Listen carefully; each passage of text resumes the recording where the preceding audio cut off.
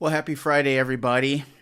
Today, a couple of things going on in the Mass today. We celebrate St. Vincent de Paul, who was a priest who devoted most of his priesthood, or pretty much all of his priesthood, to caring for the poor.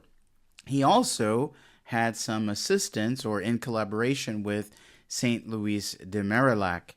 So we're just grateful for the inspiration that God gave to Father Vincent of Paul, because without him, even today, with the St. Vincent de Paul Society that's dispersed throughout the diocese within the U.S., that many people in need benefit from.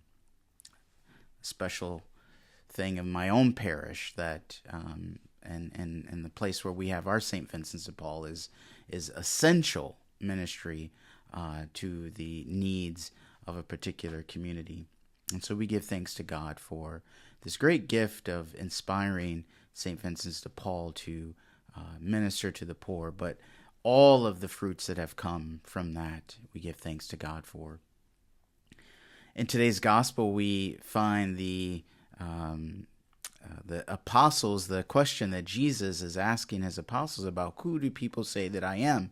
We've heard this same gospel from Mark mentioned a few weeks ago, and now we're hearing it from Luke. So clearly this was a conversation that Jesus had. And we know that he is the Messiah, which leads me to the last point for today. Today's first reading, taken from Ecclesiastes, is absolutely one of my favorite of scriptures, because it's so applicable to my life, but I think to most of us living in America. Doesn't it seem like we just don't have time to do everything? Like, I often hear people say, I wish I had 25 hours in a day. Well, I think that would get filled up with other things to do. And so what has happened, it seems like there's a certain anxiety, whether it be in the church or outside the church, like your regular job or working in and for the church. It just seems like we have meetings, we have so much responsibility, and it just doesn't seem like we have time to do anything, but we're kind of scattered everywhere. If you have kids, you got to take them to soccer practice, you got to take them to ballet and all these different things, all these activities that have to, the doctor's office, the dentist's office, and you have your own job and your boss saying this. And so there just seems like the demands of our time seems infinite in a finite world.